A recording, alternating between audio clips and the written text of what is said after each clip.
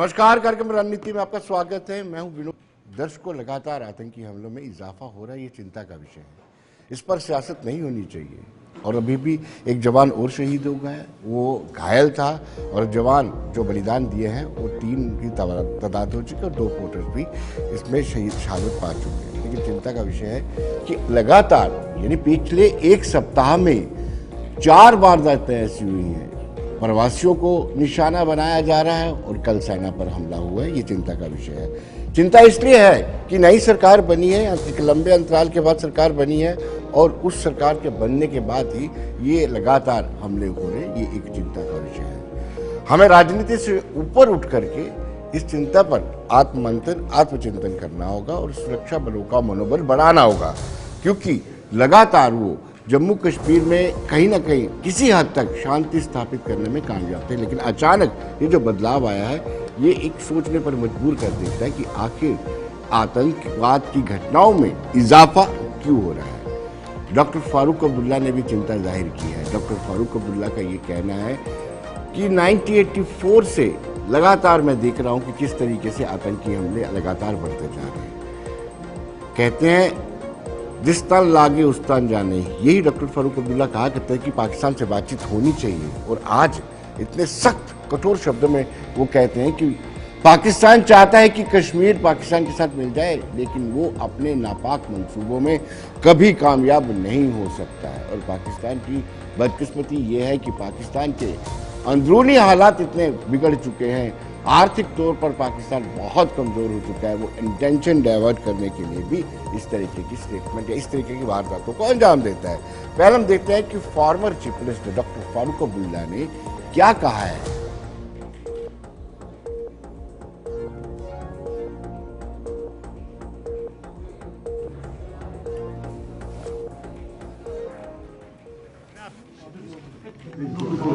चौरासी में से मैं ये देख रहा हूं,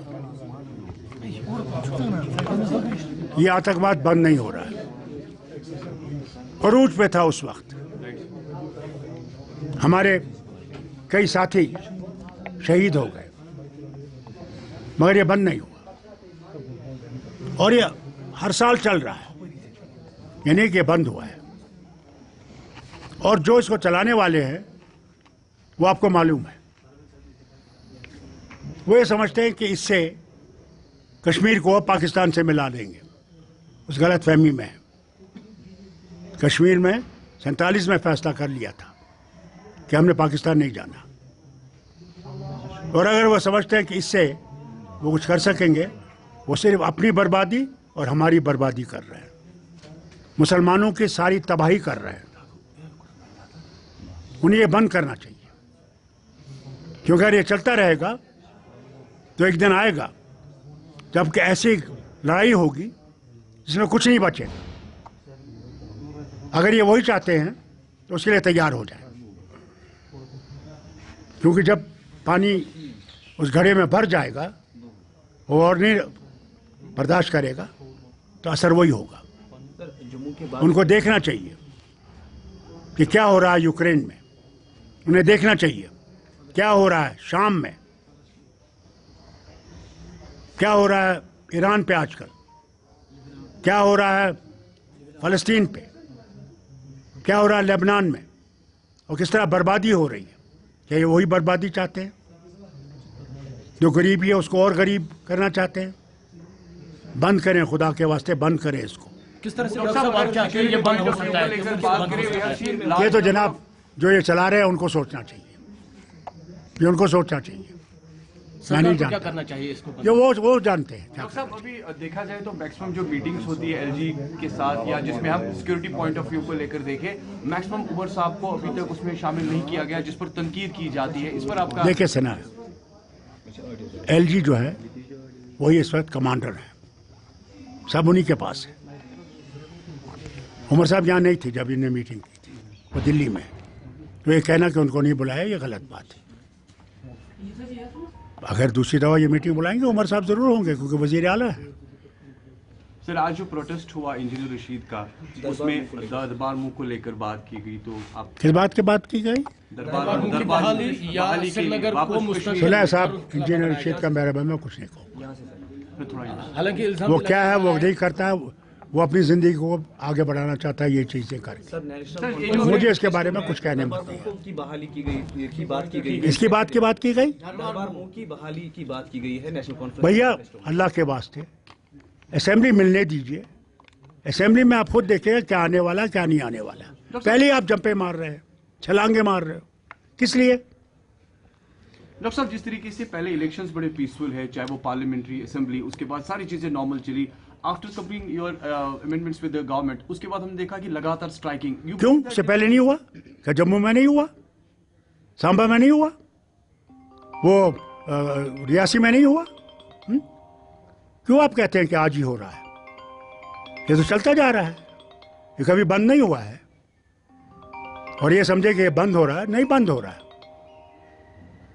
और करने वाले आपको पता है कौन है, उन्हें इसकी तरफ देखना चाहिए। आपको लगता है शिफ्ट हो रहा है जम्मू के बाद कश्मीर में ऐसे हमले हो रहे हैं जिसमें भैया क्यों घबराते हो? हमले होते जाएंगे, हम भी इनका मुकाबला करते जाएंगे, कोई घबराने की बात नहीं।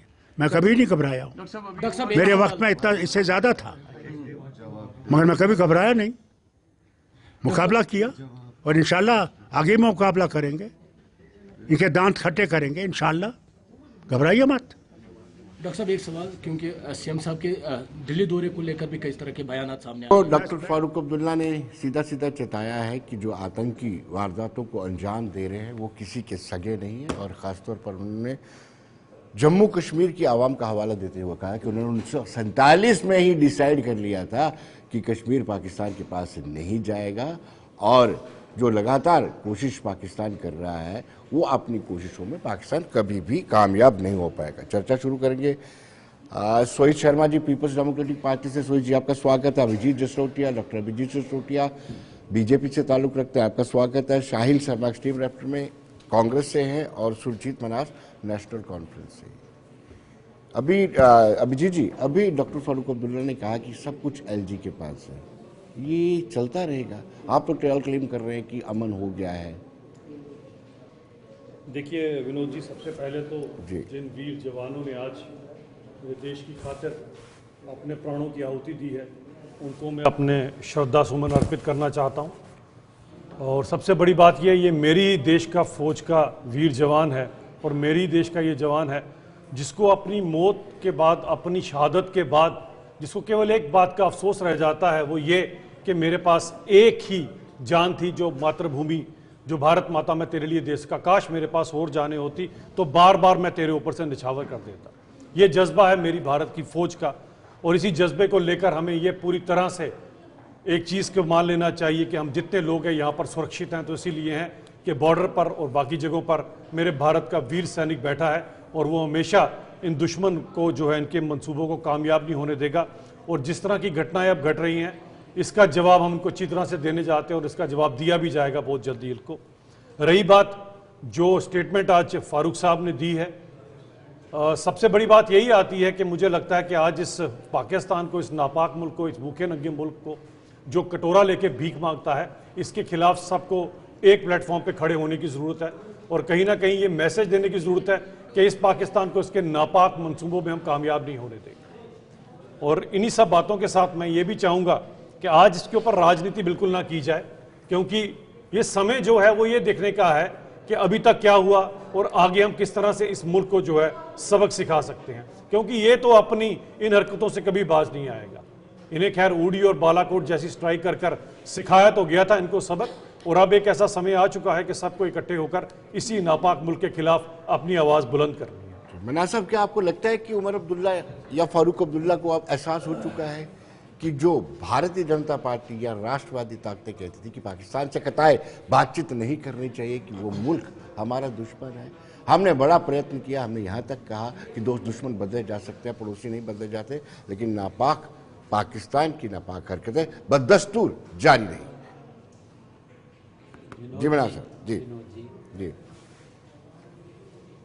मिलिटेंसी की घटना कोई भी हो ना, उसको कंडेम किया जाना चाहिए। कोई भी, चाहे वो देश का सैनिक शहीद होता है या देश का नागरिक शहीद होता है, उसको कंडेम करना चाहिए और बिल्कुल कोई सियासत नहीं होनी चाहिए और देखा जाना चाहिए। मैं आज कोई सियासत करने के लिए यहाँ पे नहीं आया हूँ, मैं सिर्फ ये देख रहा हूँ कि पिछले एक हफ्ते से आपने ही बताया है 4 घटनाएं होगी, और अगर आप उससे थोड़ा और पीछे चले जाएं तब भी घटना हो रही थी, मिलिटेंसी की घटना हो रही थी। मिलिटेंसी रुक नहीं रही है, तो हमें, मैं पहले भी कहता हूं कि हमें प्रॉब्लम ढूंढनी चाहिए कि प्रॉब्लम कहां पे, जो प्रॉब्लम है उसका हल किया जाना चाहिए, बातें नहीं। कहां पे हो सकता है उसमें नेशनल कॉन्फ्रेंस अपना क्या हिस्सा डाल सकती है, दूसरी पार्टियां क्या हिस्सा डाल सकती हैं। सियासत करने के दिन हो गए हैं, अब हमने काम करके दिखाना है, और जब काम करके दिखाना तो एक दूसरे को ब्लेम गेम नहीं करनी जी। ये ब्लेम गेम नहीं होनी चाहिए कि नहीं इसने किया है या उसने किया है। जो भी शहीद हुए हैं वो सिविलियन हुए हैं, वो हमारे देश के नागरिक थे। जो सैनिक हुए हैं हमारे देश के नागरिक। ये बात क्या है कि वो पिछले एक हफ्ते से मन्ना साहब, सवाल ये उठता है कि जब आप अपने मैनिफेस्टो में ये लिखते हैं कि पाकिस्तान से बातचीत होनी चाहिए, कश्मीर के मुस्तकबिल जिसको फ्यूचर कहा जाता है उसके लिए लाजमी है कि पाकिस्तान से बातचीत होनी चाहिए। आप अगर मैनिफेस्टो में लिखते हो तो फिर इस तरह की ताकतों को मजबूती नहीं मिलेगी। आज तो आप बोल रहे हो कि पाकिस्तान से कोई बात नहीं करनी चाहिए, लेकिन जब आप मैनिफेस्टो में लिखते हो जी, हमें ये बात नहीं बोलनी चाहिए। जब 2 नेशन थ्योरी होने लगी थी ना जी, तो ये लोग, कश्मीर के लोग हो सकते पाकिस्तान की तरफ चल जाते, लेकिन उस वक्त शेख अब्दुल्ला साहब ने लाल चौक में बहुत बड़ी रैली की और उन्होंने कहा कि हमने हिंदुस्तान के साथ जुड़ना है, हमने गांधी के भारत के साथ जुड़ना है, नेहरू के भारत के साथ जुड़ना है। सियासत नहीं करनी, हम सियासत कर रहे हैं हम आदमी, मुझे लगता है जी। पाकिस्तान के साथ अगर बातचीत की बात की थी तो इसीलिए की थी कि हमारे लोग शहीद नहीं हो, हमारे देश का बच्चा कोई शहीद ना हो, किसी का घर नहीं उजड़े। एक करवा चौथ था, उस दिन एक आदमी जो है वहां पे सोनमर्ग में शहीद हो गया।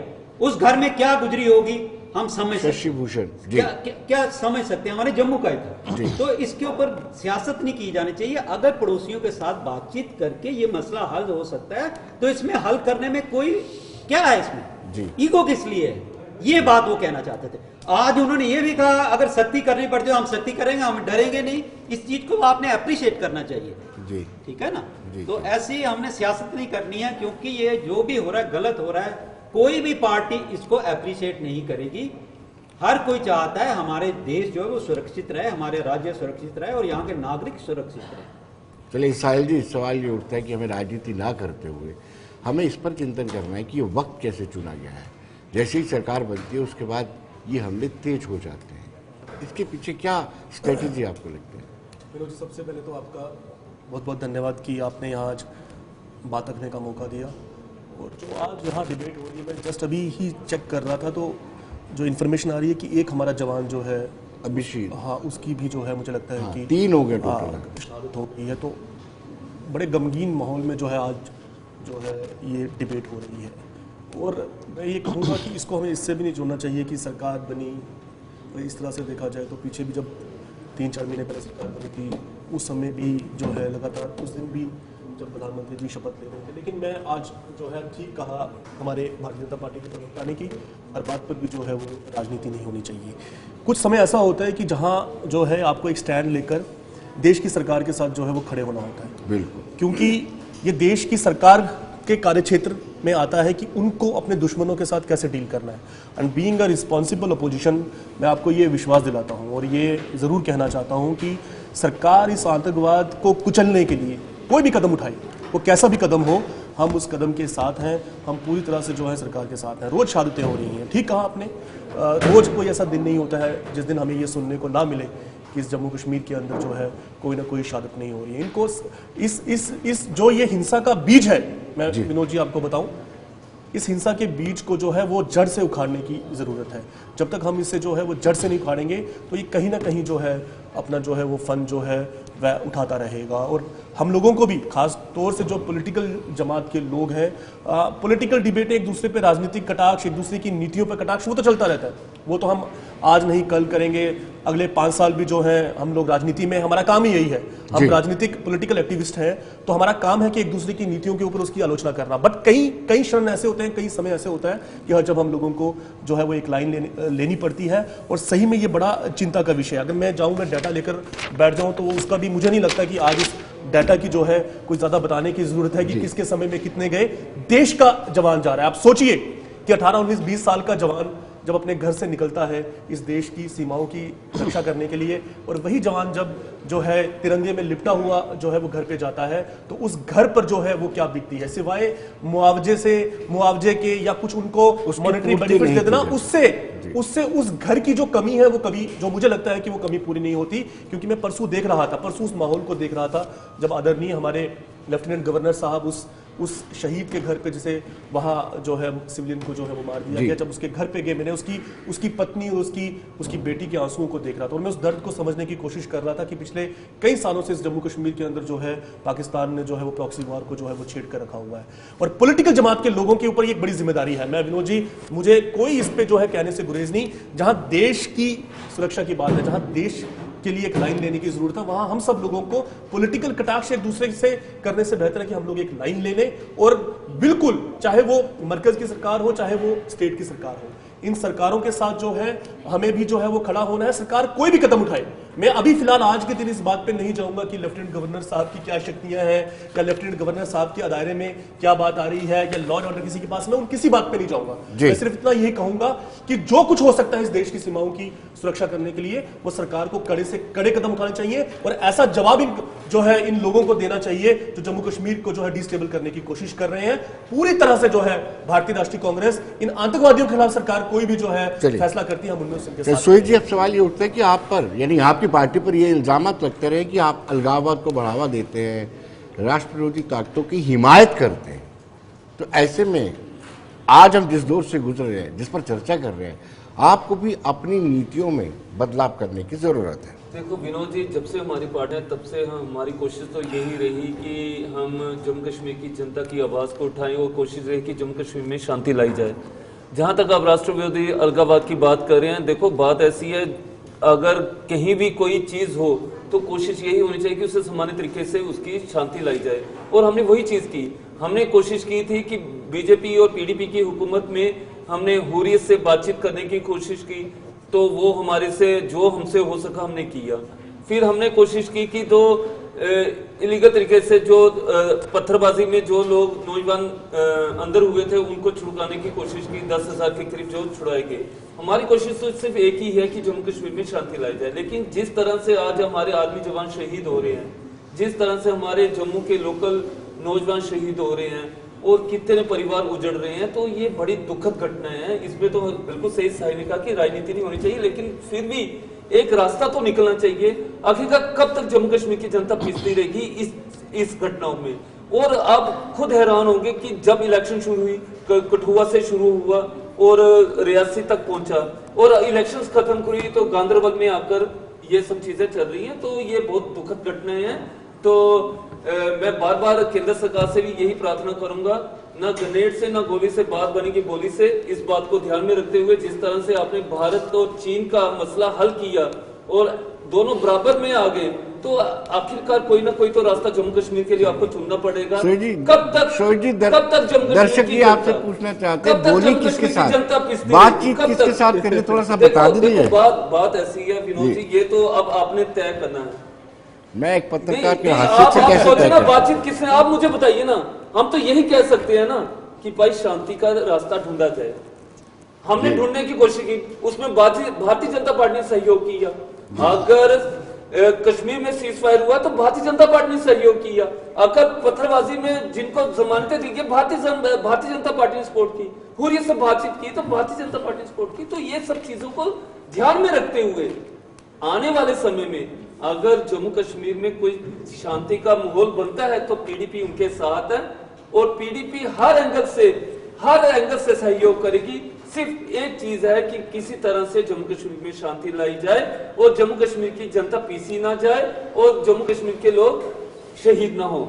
ये और खासकर हमारे आर्मी जवान शहीद हो रहे हैं, बड़ी दुखद घटना है। सुहेल जी, एक सर्च ऑपरेशन वहाँ पे चल रहा है और चप्पे चप्पे में तलाशी ली जा रही है, तलाशी अभियान चलाया जा रहा है, लेकिन कहते हैं कि सांप निकल गया, अब लकीर पीटने की प्रयत्न किया जा रहा है। लेकिन देवेंद्र रैना जो भाजपा के प्रदेश अध्यक्ष हैं, उन्होंने भी इस घटना की कड़े शब्दों में निंदा की है और वाकई में पाकिस्तान नापाक हरकतों से बिल्कुल बात नहीं आ रहा है। हालांकि मुंहतोड़ जवाब भी दिया गया, सर्जिकल स्ट्राइक के साथ एयर स्ट्राइक भी की गई। हालांकि उस पर भी कई सियासत हुई, लेकिन उसके बावजूद भी पाकिस्तान अपनी नापाक हरकतों से बाज नहीं आ रहा। आइए देखते क्या कहा है रविंदर रैना, जो भारतीय जनता पार्टी के प्रदेश अध्यक्ष हैं। कायर पाकिस्तानी आतंकवादियों ने उत्तरी कश्मीर के जिला बारामूला में जब गुलमर्ग क्षेत्र के बूटा पत्थरी से भारतीय सेना का वाहन गुजर रहा था, उस पर चोरी छिपे घने जंगलों का लाभ उठाकर रात के अंधेरे में सेना के वाहन को निशाना बनाया। कायर पाकिस्तानी आतंकवादी भारतीय सेना के जवानों का तो सामना कर नहीं सकते, ये कायर पाकिस्तानी आतंकवादी हमारे जांबाज सेना के वीरों का, पुलिस के जवानों का, पैरामिलिट्री फोर्सेस के जवानों का तो आमना सामना कर नहीं सकते, और छिपकर घने जंगलों में रात के अंधेरे में इन्होंने जो घात लगाकर सेना के वाहन पर हमला किया है, इसकी भारी कीमत इन आतंकवादियों को, इन साजिश करने वाले अमन के दुश्मनों को चुकानी पड़ेगी। पाकिस्तान की ओर से लगातार ये कोशिशें और साजिशें हो रही हैं कि कश्मीर घाटी के हालात को खराब किया जाए। पाकिस्तान कश्मीर को लहूलुहान करने की साजिश और कोशिश कर रहा है, लेकिन पाकिस्तान की हर साजिश को हम सब मिलकर विफल करेंगे। इससे पहले भी पाकिस्तान की हर साजिश को हमने विफल किया है और आगे भी पाकिस्तान के हर षड्यंत्र को, हर कोशिश को हम विफल करेंगे। चुन चुन कर इन आतंकवादियों को उनके गुनाहों की सजा दी जाएगी। देखिए, ये बहुत ही दर्दनाक है, बहुत ही निंदनीय है, इसकी कोई शब्द नहीं है कि इस तरह की निंदा की जाए। लगता है कि बौखलाहट ज़्यादा है। चुनाव होने के बाद, घाटी में सरकार बनने से बाद आतंकवादी और उनके जो आका हैं पाकिस्तान में बैठे हैं, उनको बड़ी परेशानी है, तकलीफ है। इसलिए हमारे सुरक्षा फोर्सेस तो सतर्क हैं और अपनी जान पे खेल के लड़ रहे हैं। केंद्र सरकार को और मजबूत और सुरक्षा यहाँ प्रदान करनी चाहिए। आतंकवाद का खात्मा करने के लिए जंग लड़नी चाहिए। पिछली सरकारों ने भी आतंकवाद के खिलाफ लड़ा, लेकिन ये सिलसिला पिछली कड़ियों में और एक कड़ी है, क्योंकि आतंकवादी घटनाएं नेटवर्क कमज़ोर होने से पिछले 2 साल में बहुत जम्मू सूबे में बढ़ी हैं और कश्मीर अंदर भी जो है वो सिलेक्टिव टारगेटेड किलिंग होती रही हैं।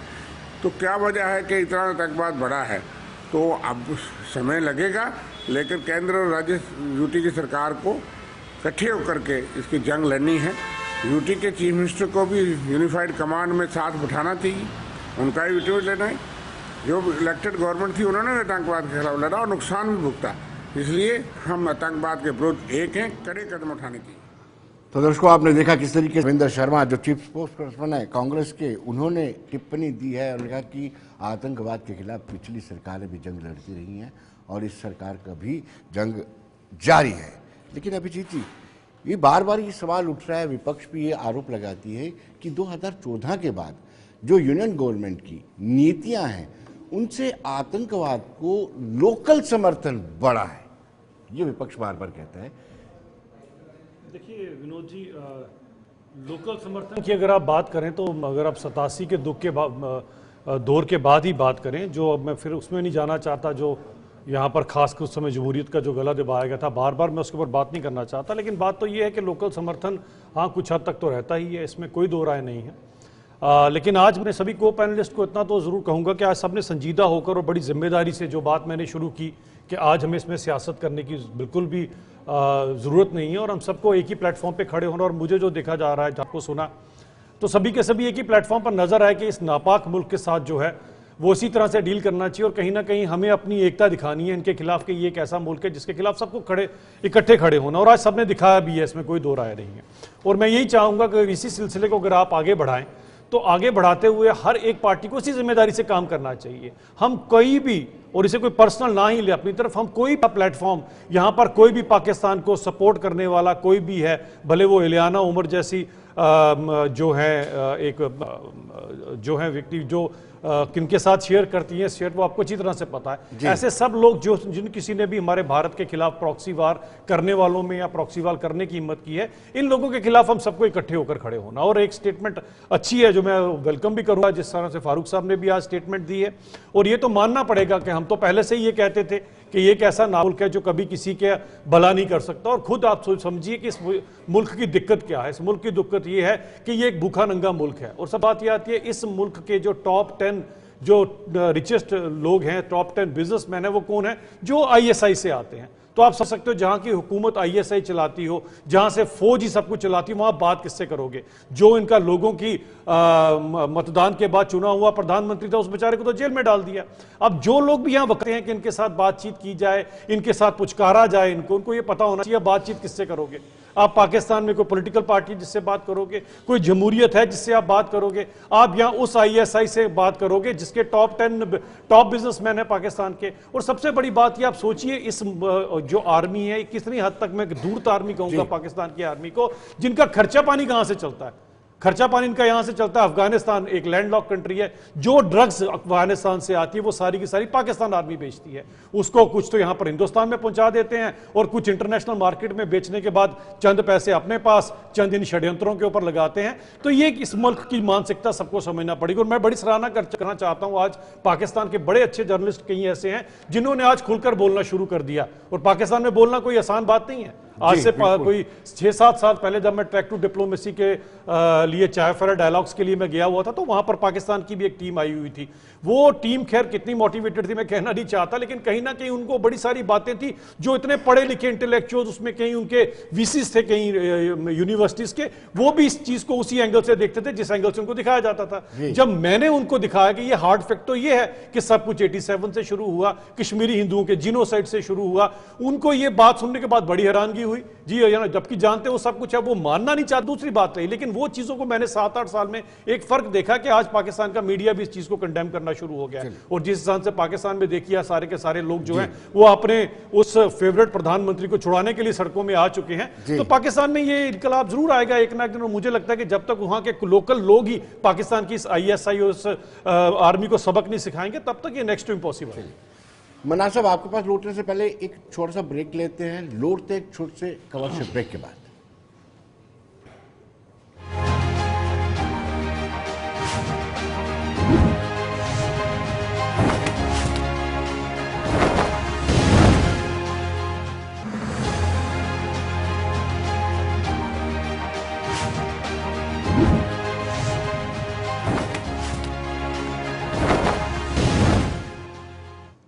ब्रेक के बाद एक मरतबा फिर स्वागत है।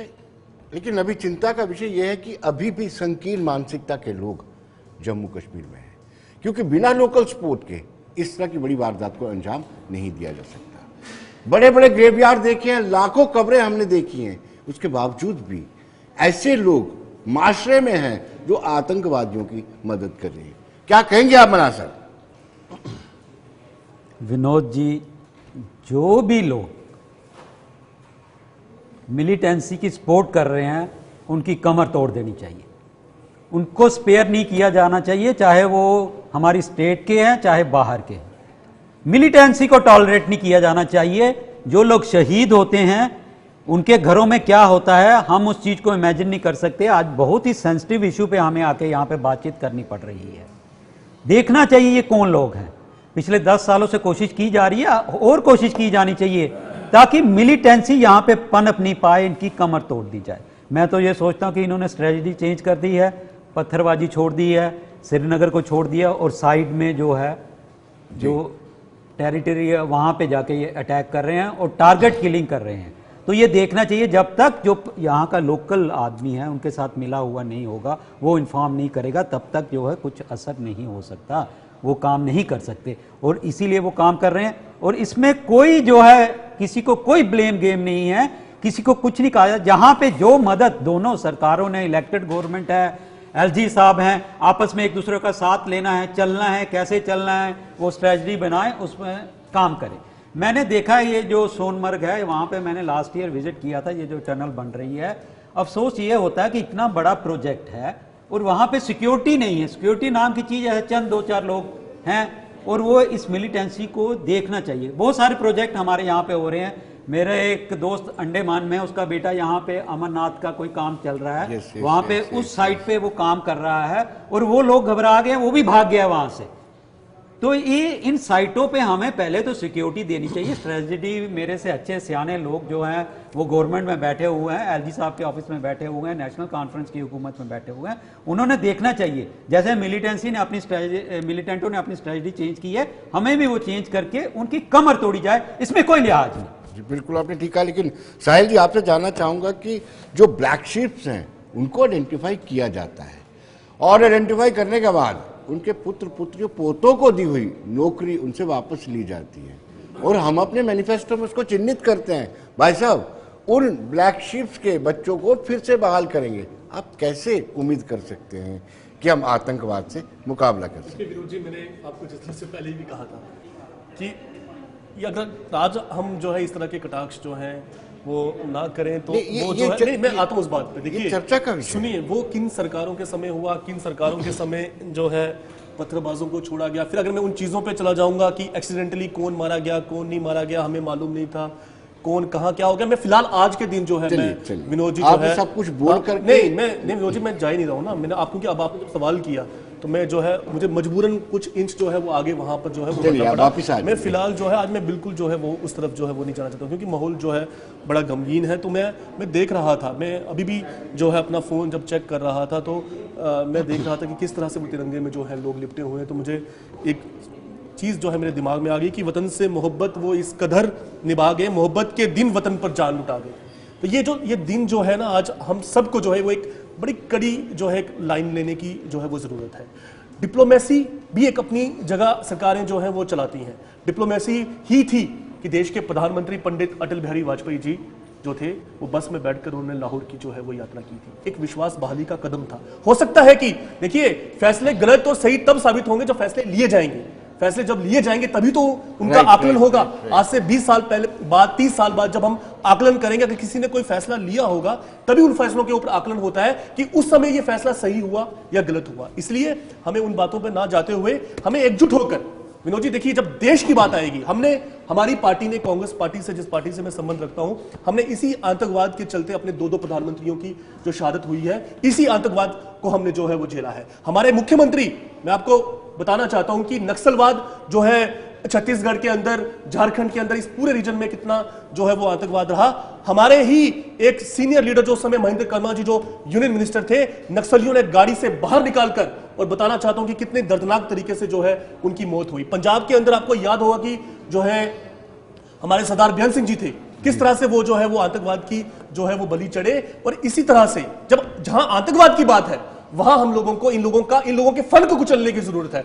विनोद जी, इन लोगों के साथ जो है किसी भी तरह की अगर नरमी हम लोग पेश करेंगे तो हम लोग जो है अपने लोगों के लिए जो है और मुसीबत जो है वो पैदा करने की कोशिश करेंगे। और जहां तक बात जो है वो लोकल सपोर्ट की आ गई, मुझे याद है आज से भी 15-20 महीना पहले की बात है, मैं एक पैनल में था, डिस्कशन में था, वह नेशनल चैनल जी सलाम में वो डिस्कशन हो रही थी। तो उसमें भारतीय जनता पार्टी के जो प्रवक्ता थे, उसमें वह डिफेंस लाइन, डिफेंस सेक्टर से जुड़े हुए इनके कोई एक बड़े पद पे रहे हैं, वो आर्मी डिफेंस में वो भी थे। उसमें भी वो ये बात कह रहे थे क्योंकि वो खुद भी डिफेंस क्षेत्र से जुड़े हुए थे। तो वो कह रहे थे कि एजेंसियों के रोल के ऊपर भी एक बड़ा सवाल उठा रहे थे। अब वो एजेंसी के रोल पे वो सवाल उठा रहे हैं, इसका मतलब ये नहीं है मेरा कि मैं उनको क्रिटिसाइज करूं। मेरे कहने का मतलब ये है कि एजेंसीज जो है जिनके ऊपर पूरी जानकारी रखने की जिम्मेदारी है कि किस तरह से जो है ये आतंकवाद जो है पनप रहा है, किस तरह का फीडबैक। और मुझे याद आ गया विनोद जी, मैं आपको बताऊं कि मुझे मूवी याद आ गई बेबी एक अक्षय कुमार की मूवी आई है जिसमें अक्षय कुमार जो है वो एजेंसीज के ऑफिसर होते हैं। वे जाते हैं अपने आईबी के चीफ को मिलने के लिए और वो उनको जाकर वहां बताते हैं कि भाई हमने जो है इतने लोगों को जो है मार दिया जो हमारे यहाँ लोकल लोगों को सपोर्ट करे। तो सामने जो आईबी का चीफ होता है वो अक्षय कुमार को जवाब देते हुए ये बात कहता है कि हमें इस बात पर, क्योंकि वहां पे एक हमारी जमात का कोई पॉलिटिकल लीडर भी जो है वो बैठा होता है, तो पॉलिटिकल लीडरों की आदत होती है कि वो सिर गिनते हैं कि कितने सिर जो है वो गिरे, कितने सिर जो है उनके साथ आए। तो वो कुछ इस तरह का कमेंट करते हैं। तो वो आईबी का चीफ जो होता है वो उनको इस बात का जवाब देते हुए कहता है कि हमने कितने सिरों को गिराया, कितने लोगों को पकड़ा, कितने लोगों को मारा, ये जो है ये बड़ा डींगे हाँकने की जरूरत नहीं। हमारे लिए परेशानी का सबब यह है कि बाहर बैठकर कोई हमारे बच्चे को, हमारे हिंदुस्तान के अंदर जो हमारे बच्चे हैं उनका माइंड जो है वॉश करने की जो है वो कोशिश कर रहा है। हमें उस पर जो है काम करने की जरूरत है। इसलिए मेरी आपके चैनल के माध्यम से जो है सरकारी एजेंसीज हो, और खास तौर से क्योंकि एजेंसीज जो है वो सब सरकार के अंदर जो काम करती है, सरकार को सख्ती से हर एक की जो है वो अकाउंटेबिलिटी तय होनी चाहिए। अगर किसी को कोई काम दिया हुआ है तो अगर वो काम को सही ढंग से अगर नहीं कर रहा है तो सरकार को चाहिए कि ऐसे लोगों के खिलाफ भी जो है वो एक्शन होना चाहिए कि किस तरह से अगर सरहद में जो है बिल्कुल पहरा है, बिल्कुल बाड़बंदी है, और किस तरह से ये लोग जो है अंदर हमारी सरहदों में घुसकर जो है वो इस तरह के जो है कारनामे कर रहे हैं। सरकार को चिन्हित करके इन लोगों को जो है वो मुंह तोड़ जवाब देना चाहिए। और एक बात का मैं यहां जरूर जवाब देना चाहूंगा, मैं कोई कटाक्ष नहीं कर रहा हूं। 87 की भी बात हुई, बाकी बातें भी हुई। देखिए पाकिस्तान, ठीक कहा हमारे जसोटी साहब ने, बड़ा लूटा पुटा हुआ देश है, बड़ा भूखमरी का शिकार, और उसके दिमाग में जो है हमेशा खुराफात चलता है। लेकिन ये खुराफात जो है ये इसके बीच किस दिन पड़ गए थे विनोद जी, इतिहास में जाने की जरूरत है। इसके बीच उसी दिन पड़ गए थे जब कश्मीर के लोगों ने शेख मोहम्मद अब्दुल्ला की अगुवाई में, पंडित नेहरू की अगुवाई में 2 नेशन थ्योरी को रिजेक्ट किया था। उन्होंने मुस्लिम डोमिनेटेड पाकिस्तान को छेड़ा था। उसी दिन इस पाकिस्तान की जो गंदी नजर थी वो हमारे जम्मू कश्मीर के अंदर जो है पड़ गई थी। ये एक प्रोपेगेंडा स्टेट है, ये पूरे दुनिया में जो है भारत सरकार के खिलाफ, भारत के खिलाफ, हिंदुस्तान के खिलाफ, इनको तीन तीन जंगों में इस देश की सेना ने, इस देश के नेताओं के, और उसमें हम भी, मैं ये उसका क्रेडिट नहीं लेना चाहूंगा कि कांग्रेस के समय में 71 हुआ या उससे पहले 65 हुआ या बाद में जो हुआ 99 में भी अटल बिहारी वाजपेयी जी की सरकार थी, करगिल में ये हमारे अंदर घुस आए थे और हमने इनको जो है चुन चुन के मारा, चुन चुन कर इनको जो है सरहद के पार फेंका था।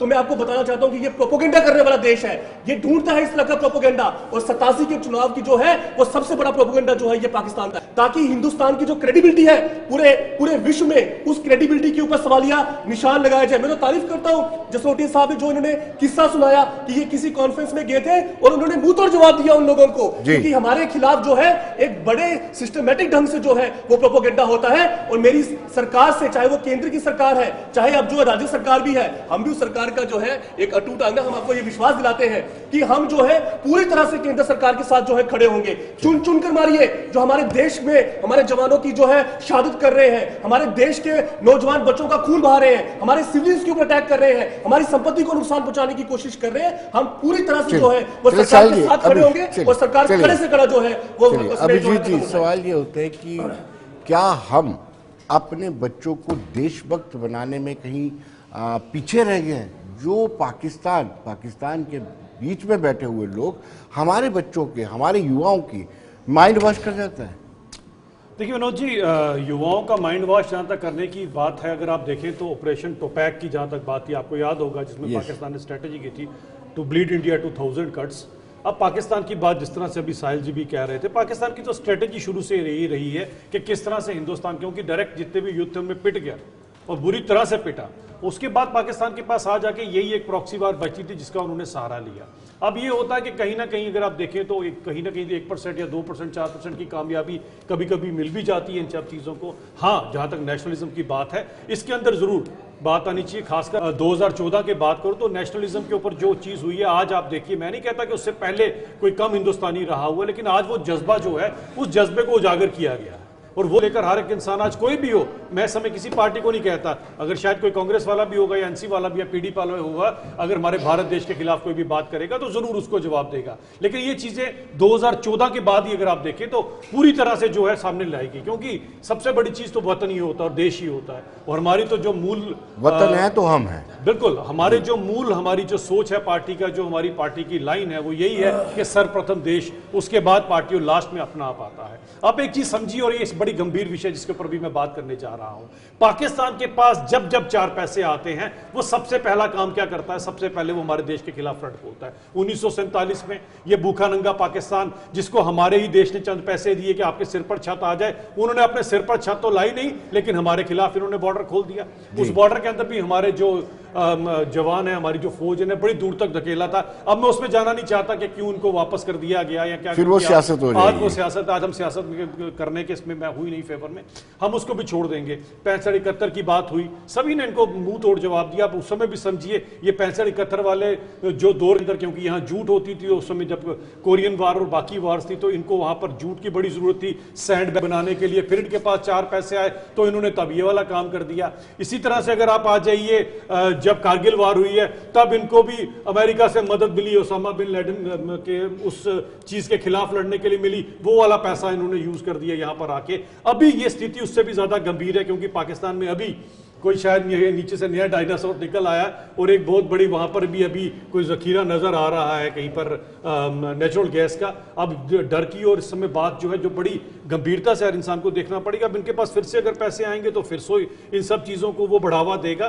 तो आज इन सब चीजों की जरूरत है, लेकिन गंभीरता एक और चीज में लाना पड़ेगी। गंभीरता ये लाना पड़ेगा, ठीक है आपने जो किया चुनावों के अंदर जो भी लिखा गया मैं उसके ऊपर नहीं जाना चाहता, लेकिन आप इनको मानना पड़ेगा क्योंकि आप मानते हैं कि लोकल सपोर्ट है, ये कांग्रेस वाले भी मानते हैं, ये एनसी वाले भी मानते हैं, पूरा इंडी गठबंधन मानता है कि लोकल सपोर्ट है। अब लोकल अगर सपोर्ट है तो मुझे लगता है सबसे पहले अगर किसी को सजा देनी चाहिए तो उस काली भेड़ को देनी चाहिए जो हमारे यहां पर चरती है, उसके बाद जाके हमारे खिलाफ बात करती है। तो सबसे पहले उस काली भेड़ को आइडेंटिफाई करने की जरूरत है। आप एजेंसियों की बात करते हो, अब एजेंसियों के लिए टूल्स क्या है, कहीं कोई पीएसए का टूल है, कहीं पर जब कोई ओजीडब्ल्यू पकड़ा जाता है तो उसको अंदर ठोक दिया जाता है। लेकिन जब हमारी लोग गैर जिम्मेदारी से इस तरह की बात करते हैं कि पीएसए हटा दो, अब जो अंदर गया है वो बेकसूर है, देखिए ये गैर जिम्मेदाराना स्टेटमेंट है, भले वो कोई भी लीडर है, मैं उसके अंदर कहना कि ये गैर जिम्मेदाराना स्टेटमेंट है। एक क्या हमारे देश के कानून के ऊपर आपको भरोसा नहीं है?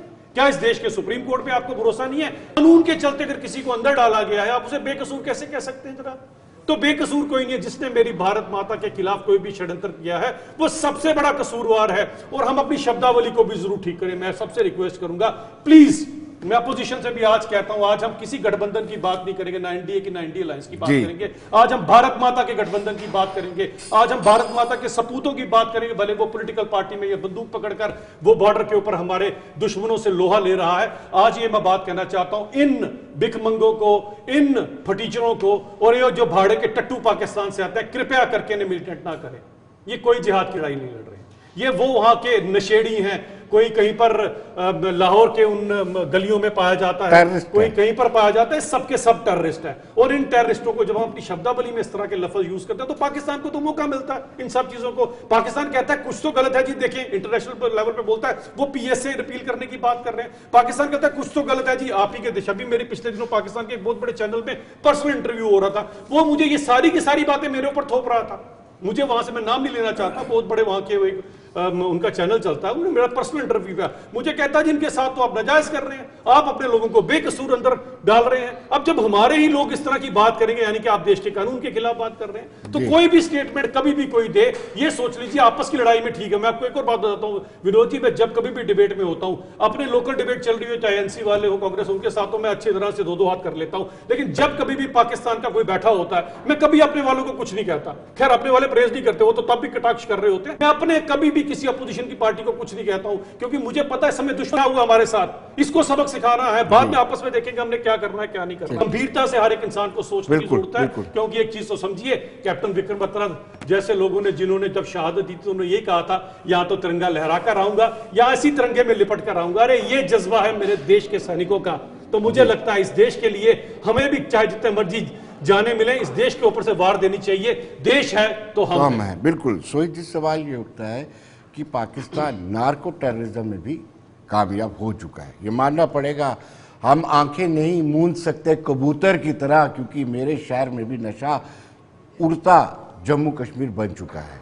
लेकिन उस उड़ते जम्मू कश्मीर में भी कुछ लोगों का, चाहे वो हिंदू हो चाहे वो मुसलमान हो, नशा बेचने वाले हमारे ही लोग हैं। क्या उनके खिलाफ सख्त कार्रवाई नहीं होनी चाहिए? विनोद जी बिल्कुल सख्त कार्रवाई होनी चाहिए, इसमें कोई दो राय नहीं है। खासकर जो जम्मू कश्मीर के नौजवानों का बेड़ा गर्क करने में लगे हुए हैं, जिस तरह से आज के समय में जसरोटिया साहब ने कहीं ना कहीं कटाक्ष तो अपोजिशन की पार्टियों पे भी लगा ही दिया। कटाक्ष करने में ये भी आज कटाक्ष की बात नहीं है, आप देखें ना, आज बड़ी गंभीर माहौल है, आज बड़ा गंभीर माहौल है। आज मैं कटाक्ष नहीं करूंगा, मैं सत्य की बात करूंगा। सत्य में ही बिल्कुल सही बात की है। हम ये नहीं कहते हैं विनोद जी, एक बात मैं बिल्कुल क्लियर करूं, हम ये नहीं कहते हैं कि जो मिलिटेंट के साथ जुड़े हुए हैं कि फिर मिलिटेंट बोल रहे हो, मैंने कहा टेररिस्ट बोले, प्लीज रिक्वेस्ट, अभी भी मिलिटेंट है। पर ये जब मानसिकता आपकी जिहाद की लड़ाई की है, जब मानसिकता मिलिटेंट नहीं बोले आप, प्लीज आप टेररिस्ट बोल देना एक बार। आपका क्या जाएगा उनको टेररिस्ट बोलोगे? अरे क्या कोई आपके वोट नहीं घटेंगे? बोल दी टेररिस्ट। अरे भाई साहब टेररिस्ट बोल दिए, मिलिटेंट कैसे बोलेंगे आप? बताए पहले मिलिटेंट, आप मिलिटेंट मैंने इतना बड़ा ज्ञान था आपको? मैंने बताया मिलिटेंट और टेररिज्म में क्या फर्क है। बताइए, अरे आपको कौन किस तरह समझाए? से आपको कोई नहीं समझा पाएगा। बेगुनाह नौजवान इस समय समझाएगा? जेलों में बंद है, क्या उसके खिलाफ आवाज उठाना कोई गलत बात है? आप मुझे बेगुनाह बताइए। कौन? आप सेटल करेंगे? अरे अरे आप सेटल अरे करेंगे? बाबा, सेटल आप तो सेटल सुप्रीम करेंगे? कोर्ट ने देश का किया। कानून है भाई साहब। MI को कितने आप जज दंड दिए हैं, आप जज अरे हैं। क्या अरे भाई साहब, आप कैसे जज हो, केजरीवाल आप को सुप्रीम छोड़ा? कोर्ट हो, क्या कैसे हो आप? सिसोदिया आप को कैसे छोड़ा? बताओगे? कैसे किस कैसे तरह से बताओगे? छोड़ा? आप ये सब चीजों को जिनकी ध्यान में मानसिकता रखिए, militant वाली है, इन चीजों को तो क्या ध्यान में करेंगे यार रखिए। ये लोग? देखो कोई फायदा नहीं इनको जम्मू समझाने का। कश्मीर की जनता इस समय पिस रही है। आज लिटरली और मैं इस करना पिस नहीं में- चाहता था इस तरह अरे की सियासत, सुन लीजिए, सुन लेकिन लीजिए, आप अफसोस सियासत यहाँ में होता है। आ गए। नहीं, आज अफसोस है। अरे बाबा, आज आप अफसोस PSA है। की बात मैं कह रहा हूँ कर मिलिटेंट हैं। की आप बात ना कटार करें भाई में साहब, हैं। मिलिटेंट नहीं, टेररिस्ट आप हैं, कटार भाड़े के में टट्टू रहे हैं ये। अरे भाई, बोलिए मैं भाड़े के टेररिस्ट टट्टू। भी कह देता बोले हूं। भाड़े के टट्टू हैं। मैं बिल्कुल भाड़े के टट्टू भी Very कहता good। हूं। अब सुनिए, बोलिए जो बोलना। लेकिन आप जो कह रहे हैं वो क्या कह रहे हैं? आप मुझे बताइए, जो बेगुनाह नौजवान PSA के तहत जो चलिए, मैं जवाब अंदर दूंगा। हुए हैं, बोल लीजिए आप। जो प्रेस वाले अंदर हुए हैं, तो मेरे भाई बात ऐसी है, हमारी आवाज उनके खिलाफ है। हम चाहते हैं कि उनसे PSA हटे, हम चाहते हैं वो भी बाहर आए, वो भी अपने लोगों के साथ मिले, हम ये लोग चाहते हैं। लेकिन जो जम्मू कश्मीर को बदनाम कर रहे हैं, जो जम्मू कश्मीर में ये हालात बना रहे हैं, जिस तरह से ड्रग्स को जम्मू कश्मीर में आ गया है, देखो विनोद जी, ये तो सोचने वाली बात है कि इतनी फौज होने के बावजूद, इतनी बॉर्डर सिक्योरिटी होने के बावजूद ड्रग्स भी आ रही है, टेररिस्ट भी आ रहे हैं। टेररिस्ट ठीक है ना? बिल्कुल। टेररिस्ट भी आ रहे हैं, चलिए, एक तो सुधरा। टेररिस्ट भी आ रहे हैं, और सब कुछ भी है। देखो, कहने की बात है, लेकिन हालात जम्मू कश्मीर के खिलाफ हो रहे हैं भाई मेरे। इस बात को हमें समझना होगा। फिर बार बार एक बात दोहराता हूं केंद्र सरकार को कि जम्मू कश्मीर के बारे में सोचा जाए, खासकर जम्मू कश्मीर की जनता को विश्वास में लिया जाए। जिस तरह से कश्मीर के नौजवान इस समय जेलों में बंद है, उनकी तरफ ध्यान देने की जरूरत है। उनको कम से कम उनकी तरफ ध्यान दीजिए, उनको परिवार वालों से मिलाइए। कहां कहां आप लोगों ने जेलों में बंद कर दिया हुआ है, इसकी तरफ ध्यान देने की जरूरत है। और खासकर मैं एनसी को, आपने जवाब तो दिया। एनसी को भी कहना चाहता हूं, मैं खासकर एनसी वालों को भी कहना चाहता हूं कि आपके मैनिफेस्टो में भी ये जरूर है कि जो कश्मीर के नौजवान हैं, खासकर जो जेलों में बंद है, उनकी तरफ ध्यान देने की जरूरत है। चलिए जी, एक मिनट में अभिजीत जी देखें, उसके बाद मैं सीधा साहिल जी के पास जाऊंगा। आज मैं सही में बात बताना चाहता हूँ, बड़े सीरियसनेस से मैं बात करूंगा। एक चीज समझिए आप कि इस देश का कानून आज भी इतना बड़ा है, आपको विश्वास हो ना हो, लेकिन दो इंसान अगर गली में लड़ते हैं ना, आज भी वो कहता है I'll see you in court।